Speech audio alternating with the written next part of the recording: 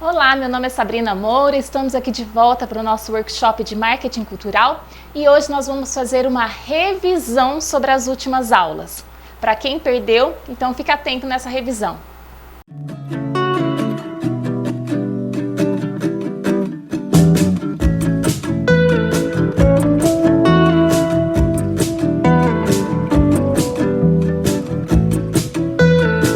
Olá, tudo bem? Estamos aqui de volta para o nosso workshop de marketing cultural e hoje nós vamos fazer uma revisão do bloco Teorias e Desdobramentos da Cultura.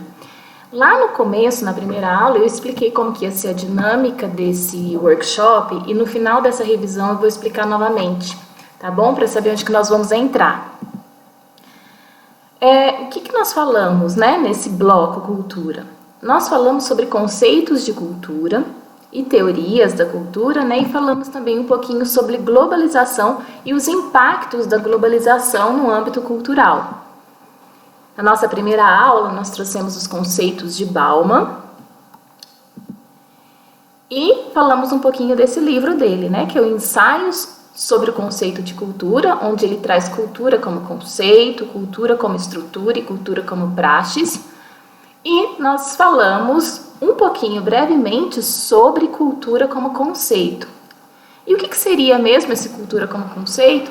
Ele traz para a gente o conceito hierárquico, né? Que a cultura é trazida como se fosse um fator externo ao homem e que poderia ser adquirida através de estudos, de conhecimento, de contatos com meios eruditos. Então, no conceito hierárquico levantado por Bauman, a cultura está diretamente relacionada à erudição. Remete que a cultura é uma propriedade que você pode adquirir. Então, assim, se você pode comprar um livro, você está adquirindo cultura. Se você pode ir à universidade, você está adquirindo cultura. Então, é muito relacionado a cultura como uma propriedade, algo externo ao homem que ele compra. Oferece, né? O problema que nós conversamos na primeira aula é que esse conceito de cultura hierárquico traz uma noção de valor, ou seja, pode levar a entender que aquela pessoa que tem dinheiro, que tem poder aquisitivo ou condições de comprar a cultura, ela é uma pessoa culta. E a pessoa que não teria essas condições seria uma pessoa não culta. E a gente sabe que não é bem assim, né? Conforme nós fomos estudando, conforme nós fomos analisando os conceitos de Bauman e até outros desdobramentos da cultura, nós vimos que a cultura, ela não pode ser definida por esse conceito hierárquico, porque traz uma questão de cultura versus culturas.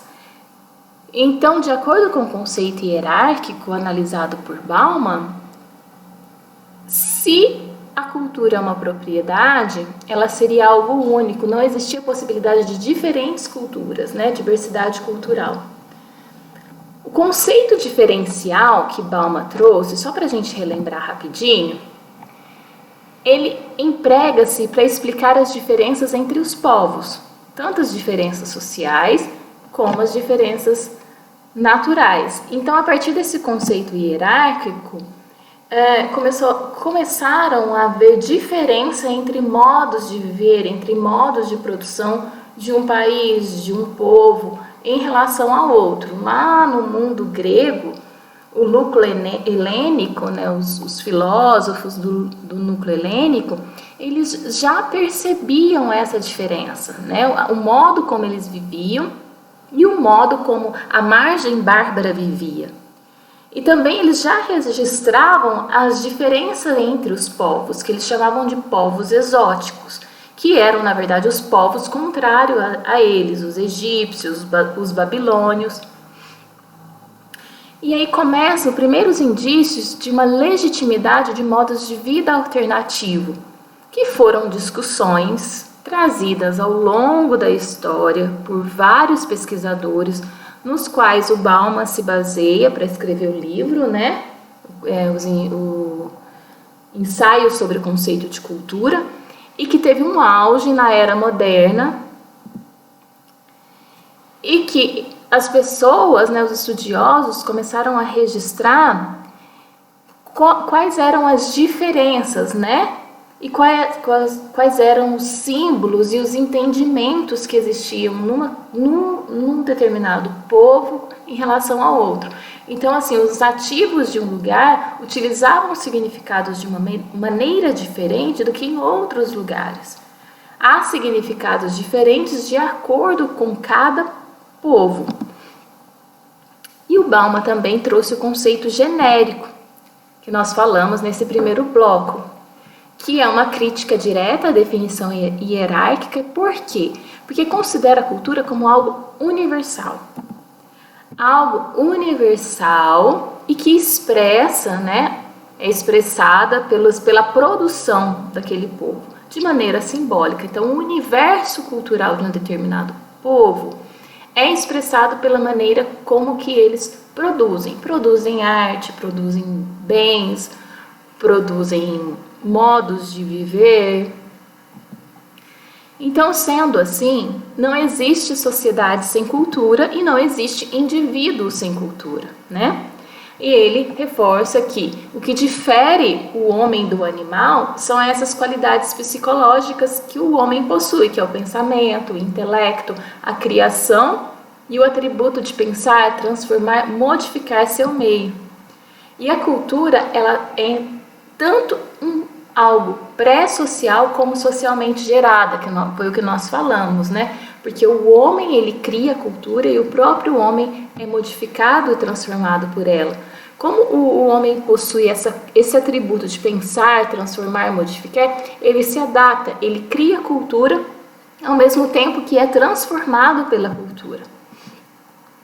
Falamos também na primeira aula das dimensões do processo social, né? Que cultura pode ser entendida como modo de vestir, o cultivo, a agricultura, os pratos culinários, a religião, os ritmos, as festas típicas, a língua e o idioma, as leis, né, que regem as manifestações de um povo, que definem a unidade de um povo e definem o modo de viver, é também uma forma de pensar cultura.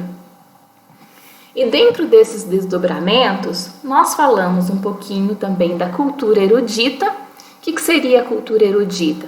A cultura erudita é a cultura elaborada, que requer estudos específicos, que está dentro das universidades, que está dentro das academias de belas artes, nas academias de ciência, nos laboratórios. E justamente por exigir um alto investimento financeiro, a cultura erudita, quem tem acesso à cultura erudita é um público seleto, né, que pode frequentar as bibliotecas, frequentar os museus, frequentar os grandes teatros. Nós falamos também da cultura popular, que é uma cultura que nasce no cotidiano de uma sociedade, que ela não demanda os estudos acadêmicos, porque ela circula de maneira lúdica e espontânea entre a comunidade. O aprendizado é passado de pai para filho e é muito relacionada à tradição. Então, assim, nós trouxemos também os exemplos de um balé que requer todo um estudo de belas artes, de figurino, luzes, né, a própria técnica do dançarino, das pessoas que estão tocando, dos músicos que estão tocando os instrumentos, requer um estudo aprofundado. A cultura popular, que nós vemos a foto aí do terno de Congo também, é uma cultura que ela acontece de forma espontânea, lúdica na rua, enquanto na cultura erudita nós vemos que está acontecendo dentro de um teatro. Aí você vai ter que pagar um ingresso para assistir, provavelmente. A cultura popular está acontecendo na rua, é acessível, é democrática, você sendo rico, você sendo pobre, você pode desfrutar disso. Os músicos provavelmente aprenderam a tocar com seus pais, com seus avós, é algo relacionado à tradição. Os figurinos também são feitos de maneira solidária, entre a comunidade. Tem muitas crianças envolvidas. Então, isso é a diferença da cultura erudita e cultura popular, olhando por essas duas manifestações que nós trouxemos de exemplo. Nós falamos um pouquinho da arte dentro da cultura, né? Que a arte sempre foi um recurso extraordinário e valioso de manifestação cultural, que através da arte há a promoção da comunicação e a transmissão de conhecimento, inclusive na cultura popular. A cultura popular tem essa transmissão de conhecimento de pai para filho, até em outras artes, das belas artes também há essa transmissão de conhecimento, e que toda expressão artística é um reflexo das atividades humanas que vem sofrendo evoluções ao longo dos anos. Então, a arte, ela é uma manifestação cultural, sem dúvida, que quando nós falamos em arte, vem da palavra ars, que significa habilidade manifestada por meios técnicos, como a pintura, o desenho, a música, a literatura, o teatro, a dança, a escultura, a arquitetura, e com o apogeu da Revolução Industrial, né, com o surgimento da máquina a vapor, dos meios de transporte mais rápido, vieram o cinema, a fotografia, a moda, o design gráfico, e outros produtos passaram a ser produzidos em larga escala, que é dentro da cultura de massa e da indústria cultural que nós falamos também. Nós falamos da indústria cultural e do Theodor Adorno e do Max Horkheimer, que são dois pensadores que eles foram os primeiros a trazer esse conceito de indústria cultural dentro da escola de Frankfurt, né? A escola foi fundada na Alemanha em 1924. Foi uma sede de instituto de pesquisas que aconteceu todo naquela movimentação que estava acontecendo socialmente, a Revolução Russa, o nazismo, a propaganda a propaganda nazista que estava vindo muito forte dentro da sociedade atual na Alemanha e no mundo.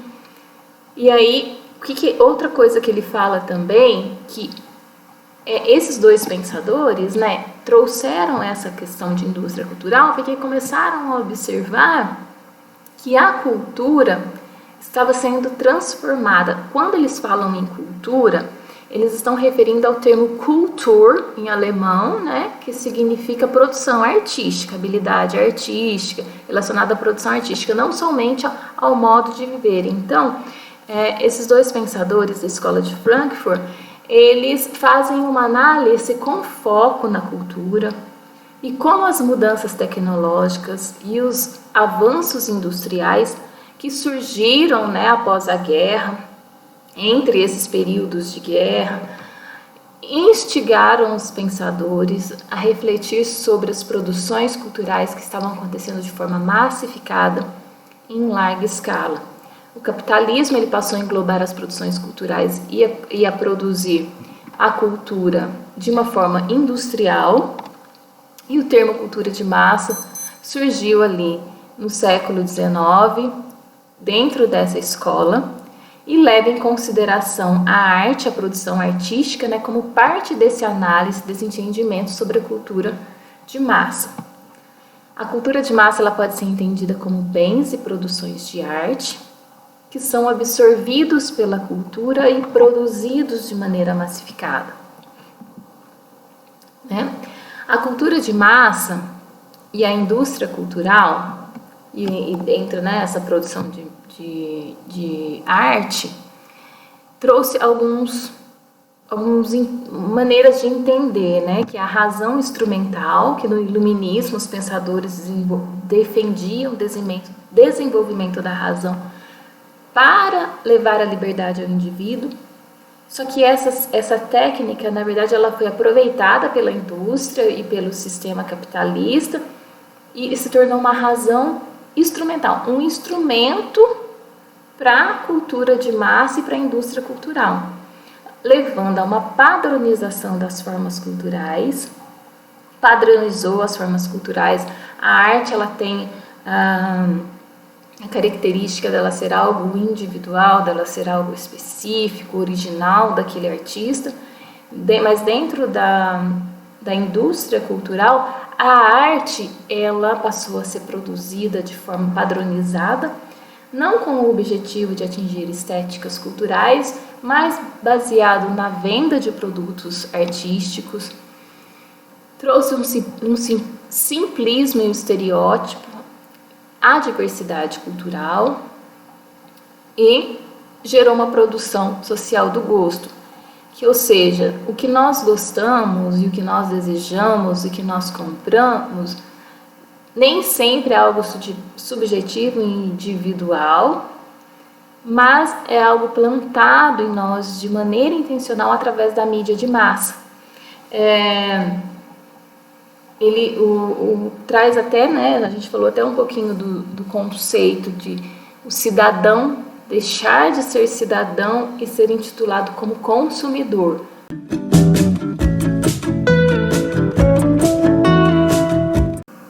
E a massificação social, né, que é o gosto plantado na massa consumista com a intenção de gerar o lucro. Vamos falar também um pouquinho do simplismo e dos estereótipos, só para a gente relembrar. Nós trouxemos o exemplo do movimento hippie, né, que foi um movimento que aconteceu em 1960 nos Estados Unidos e era um movimento de contracultura, pregava paz e amor. No Brasil aconteceu com o tropicalismo em 1970, onde jovens ricos eles se uniam para opor a guerras, pregar o amor livre, tinha uma filosofia oriental, baseada na doutrina de Gandhi, que não há violência. Eles usavam roupas coloridas, túnicas, sandálias, cabelos compridos e tinha a expressão do flower power, né? Isso foi só um pouquinho do movimento. E o que a cultura de massa fez quando nós falamos de simplismo e de estereótipo? O que ela fez? Ela pegou fez adaptações comunicativas, discursivas dentro desse movimento, padronizou as formas culturais, trouxe esse movimento para uma forma simplista e estereotipada, gerou uma produção social do gosto. Essa produção foi massificada, trouxe esse conceito, né, utilizou desse conceito de pluriclarismo, ou seja, uma cultura popular ou uma cultura específica de um lugar ou de um determinado grupo passa a ser uma cultura de massa. E a indústria cultural trouxe produtos, né? Trouxe vestidos, roupas inspiradas no movimento hippie. E isso aconteceu em diferentes manifestações culturais, diferentes grupos que pregavam, que tinham um pensamento, que defendiam coisas muito específicas daquele grupo e que se comportava de maneira específica, e que aquilo foi reduzido e transformado numa moda, transformado num produto. Então isso é o que explica resumidamente o que é essa cultura de massa. Nós falamos também da visão de Noam Chomsky. O que seria Noam Chomsky? Ele trouxe as 10 táticas de manipulação do público, que a primeira é a distração, ou seja, desviar a atenção das coisas que realmente importam. A 2, problema, reação, solução, que é criar um problema, criar problemas e depois oferecer soluções.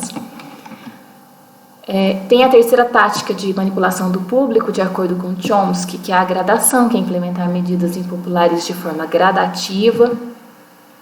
Um sacrifício futuro, que é invocar um sacrifício futuro para implementar medidas impopulares, ou seja, se você sofre agora, você está sofrendo menos.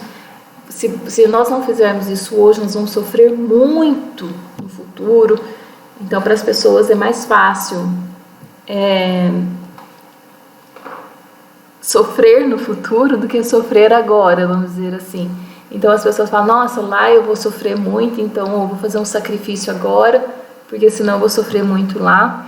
E a gente tende a pensar que as coisas vão sempre melhorar, discurso infantilizado, tratar o público como se fosse criança, o sentimentalismo, apelar para as emoções como forma de discurso e convencimento, não baseado em fatos, não baseado em dados, mas baseado nas emoções, valorizar a ignorância, manter o público na ignorância, oferecendo um ensino pobre e medíocre, desprestigiar a inteligência, ou seja, incentivar o público a ser complacente com a mediocricidade.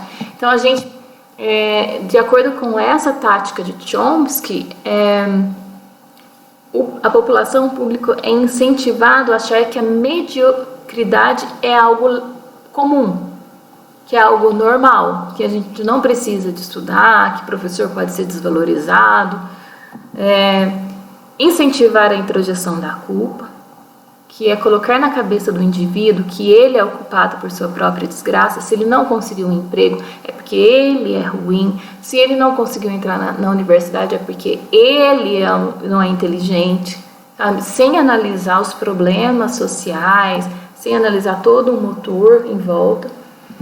E falou também do monitoramento, né, que é as pesquisas de opinião, coletas de dados em redes sociais, câmeras de segurança e outros. Isso está, acho que, na nossa terceira aula sobre Chomsky, e nós passamos por todos esses itens de maneira bem explicadinha.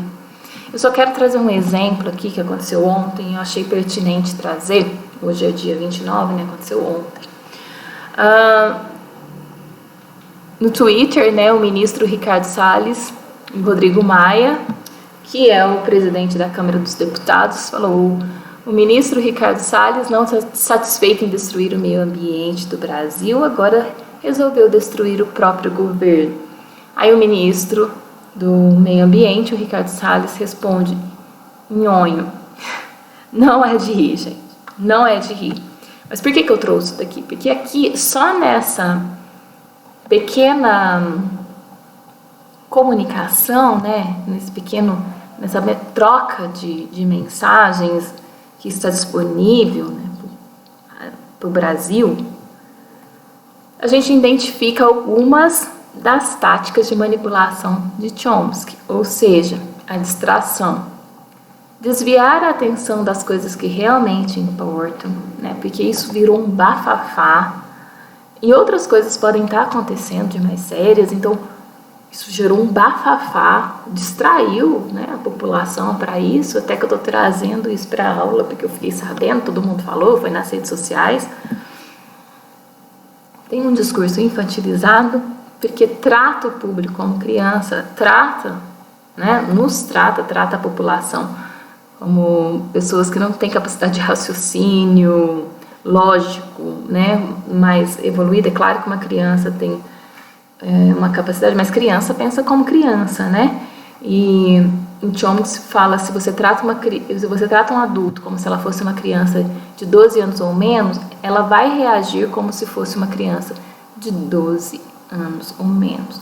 Pode ter acontecido de alguém ter xingado, sei lá, o ministro Ricardo Salles de alguma outra coisa, né? Ou outros quando falaram, não, realmente o Rodrigo Maia é um nhonho. Por quê? Porque a gente lê uma coisa tão infantil dessa, a gente tende a reagir de maneira infantil. E desprestigia a inteligência do povo, né? Porque incentiva o público a ser complacente com a mediocridade, né? Incentiva as pessoas a discutirem sobre isso. Salles negou, né, a autoria da ofensa Rodrigo Maia, disse que seu Twitter foi invadido e ele desativou a conta do Twitter dele. Aqui está a fonte que nós pegamos essa informação. Então, só para a gente pensar que as regras de Chomsky, tá, no nosso cotidiano, é só a gente entender o que Chomsky quis dizer com essas técnicas de manipulação e começar a observar todos os discursos e todas as mensagens que nós recebemos. Porque isso daqui a gente identificou, né? Tem a distração para desviar a atenção das coisas que realmente importam. Esse tipo de discussão entre governantes não nos importam, não nos interessam, né? Nós queremos que eles discutam coisas sérias, nós queremos que eles resolvam os nossos problemas e que realmente tragam soluções para as coisas que estão acontecendo de muito sérias no Brasil, mas isso nos distraiu com certeza, trouxe esse discurso infantilizado, porque remeteu a Nhonho, né, que é um personagem do Chaves, que é um programa infantil, desprestigiando nossa inteligência, incentivando a gente a ter esse tipo de discussão. Falamos um pouquinho do pensamento de Hannah Arendt, que ela traz a diferença entre ralé e povo, né? Que o ralé é aquele grupo de pessoas que odeia a política, tem apreço pela violência, principalmente quando o mais forte age com violência contra o mais fraco, né? O sistema. Você pode ver pessoas que, não sei, tem algumas frases muito pesadas, né? Que são faladas dentro da cultura por algumas pessoas, dentro da nossa sociedade por algumas pessoas, tipo, bandido morto é bandido bom, algumas coisas desse tipo que você vê que é uma característica de um povo que é ralé. Por quê? Porque tem um apreço pela violência e propaga um discurso de ódio e não está aberto ao diálogo. Isso de acordo com Hannah Arendt. O entendimento dela de povo já é diferente. O povo ele busca entender a política e está aberto ao diálogo. Ela fala do antissemitismo tradicional versus o antissemitismo moderno, que o antissemitismo tradicional é aquele relacionado à religião de há muito tempo atrás, mas o antissemitismo moderno é mais relacionado a questões econômicas e comerciais de judeus com alguns líderes de alguns países, foi explicado na aula também. Ela fala do imperialismo, que inclusive os próprios judeus começaram a ser deixados de lado quando algumas nações começaram a explorar, mas outras nações ricas passaram a explorar nações mais pobres, né? Porque os judeus eles eram grandes financiadores dessas nações ricas. Quando eles descobriram que através do imperialismo, ou seja, a exploração do rico sobre o mais pobre, a nação rica começou a explorar o mais pobre e ver que isso era um recurso de capital, os judeus começaram a se deixar um pouco de lado. Ela explica também, ela fala também da ditadura autoritária e do conceito de massa na visão dela, que o imperialismo ou uma ditadura autoritária, um governo autoritário, só sobrevive com o apoio da massa. E a massa é conquistada através de uma publicidade, de uma propaganda, de um discurso manipulador. Então ela traz isso também, né? A comunicação de massa manipula a massa que apoia o imperialismo, que apoia a ditadura totalitária e os governos totalitários e autoritários. Falamos de globalização com Milton Santos, né? Milton Santos, um pensador brasileiro, geógrafo. Falamos um pouquinho da história dele, falamos da trajetória dele, né? Que ele foi preso na ditadura militar, que ele morou 13 anos no exterior, e nesses 13 anos ele passou por grandes universidades, tanto universidades do primeiro mundo quanto universidades de países mais pobres.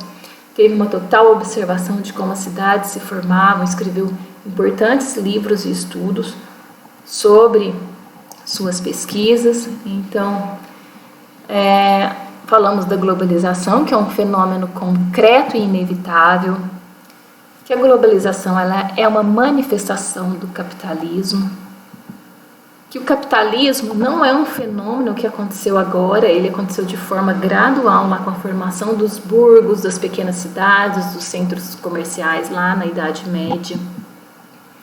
Também com a conquista do Império Romano, porque o Império Romano conquistava outras regiões, né? E isso começou a permitir uma troca de informação que se caracteriza a globalização, início da globalização, que como o capitalismo veio sofrendo evoluções e transformações ao longo do tempo, a globalização também.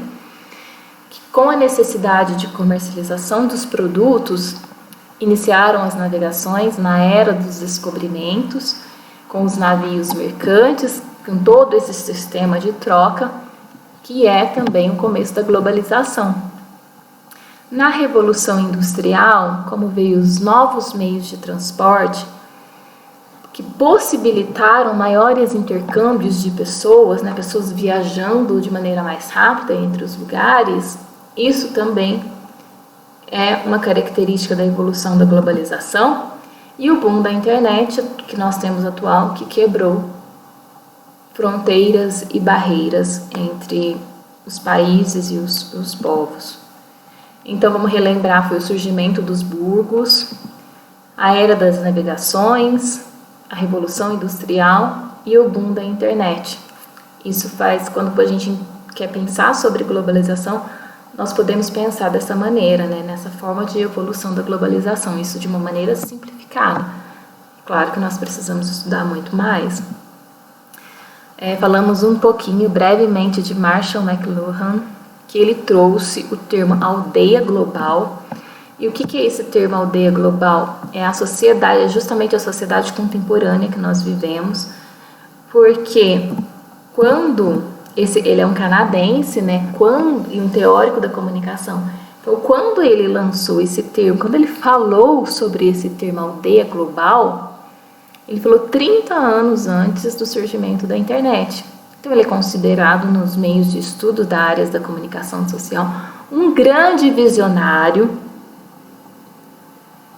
um pensador importantíssimo para quem estuda jornalismo, publicidade, relações públicas, porque ele pesquisou sobre essas novas tecnologias e o impacto cultural dessas novas tecnologias na sociedade. Então, gestores culturais também entenderam um pouquinho sobre esse pensador. E nós, para finalizar o nosso grupo de estudos, que foi Teorias e Conceitos da Cultura e Globalização, trouxemos o livro Por uma Outra Globalização, do Pensamento Único à Consciência Universal, de Milton Santos, que ele traz mesmo uma outra forma de pensar sobre globalização, o anseio, né, de pensar de uma outra maneira a globalização. Por quê? Porque nesse livro, o Milton Santos traz o termo que ele usa, que chama globalização perversa. E a globalização, quando ela é aplicada de maneira perversa, ela enfraquece as manifestações culturais que compõem a identidade de um povo.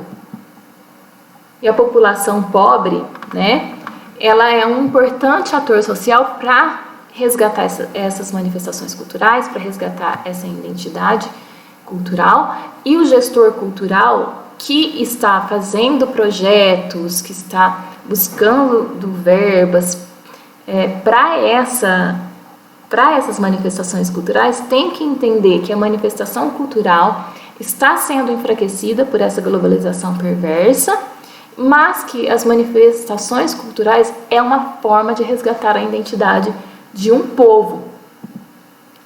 Né? A gente falou um pouquinho de análise do entorno dos projetos culturais, e o Milton Santos, quando ele fala por uma outra globalização, é que ele sonha, né? Nesse livro, é como se ele almejasse, sonhasse por uma globalização que fosse uma globalização que permitisse a troca de conhecimento, que permitisse o intercâmbio entre nações, mas que cada nação, cada povo, cada cidade mantivesse a sua identidade cultural, que ela não fosse influenciada por essa manipulação perversa.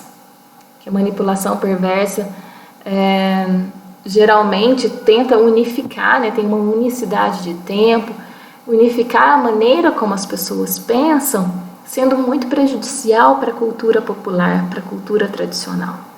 Então, quando ele fala desse pensamento, do pensamento único, a consciência universal, ou seja, hoje nós estamos dentro da globalização perversa sendo praticando, né, um pensamento único que enfraquece a identidade cultural de um povo, que enfraquece aquilo que é específico, que é mais bonito de um povo. E que isso, na verdade, teria que ser uma consciência universal. Ou seja, nós sabemos que existe diferença, nós respeitamos a diferença, nós admiramos a diferença, mas também nós sabemos quem nós somos. Então, essa é a mensagem de Milton Santos, que foi falada bem explicadinho na última aula. Então, nós fizemos uma breve resumo da primeira parte do nosso workshop. O marketing cultural, nosso workshop, ele foi desenvolvido em 3 blocos, né? 3 grandes blocos, vamos dizer, que é cultura, gestão e comunicação. No bloco cultura, nós falamos de conceitos e teorias da cultura, e nós vamos falar de cultura brasileira, nós vamos entrar na próxima aula em cultura brasileira. Temos a gestão, que vai falar de economia criativa, dos projetos culturais e da parte de gestão mesmo, prática, de planilhas orçamentárias, cronograma. E vamos falar de comunicação, que são os meios de comunicação, como escrever um release, as redes sociais, como divulgar e promover seu produto cultural. Então, aqui dentro de marketing cultural, dentro de cultura, do marketing cultural e do bloco cultura, nós temos teorias da cultura, cultura de massa e globalização e cultura brasileira. Então, nós já falamos de teorias da cultura, cultura de massa e globalização, e a próxima aula nós vamos começar a cultura brasileira. O que seria a cultura brasileira? Vamos trazer textos literários, poetas, movimentos artísticos, movimentos teatrais, né? Movimentos artísticos no geral, mas nós vamos trazer um pouquinho mais de foco no teatro. E uma forma de analisar um pouquinho a cultura brasileira, através desses textos e através dessas produções. Agora que nós terminamos esse primeiro bloco, né, sobre cultura, desdobramentos da cultura e globalização, a próxima aula nós vamos entrar em cultura brasileira. Então, até mais!